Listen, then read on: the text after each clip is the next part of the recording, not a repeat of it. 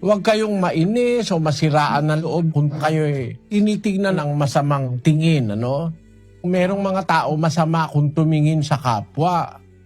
Meron silang mga agad na nakikitang kapintasan. Pero alam mo, kahit nasabihin pampangit ang isang tao sa mukha, ang tinitignan natin yung kanyang puso.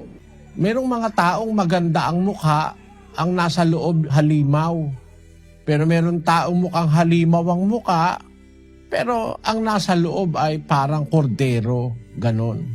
Kaya wag tayong titingin sa anyo. At wag ka rin maiinis, kapatid, kung pipintasan ka o lalaitin ka, wag mo ka maiinis.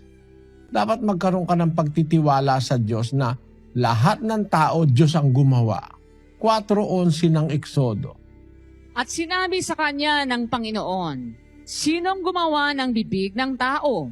O sinong gumawa ng pipi, o bingi, o may paningin, o bulag sa tao? Hindi ba akong Panginoon?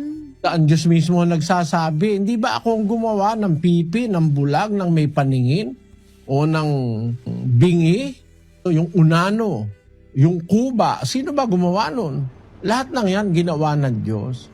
Kaya kung halimbawa, kuba ka, ginawa ka ng Diyos na kuba, yun ang gusto ng Diyos para sa'yo. Ba't ka maiinis kung pintasan ka ng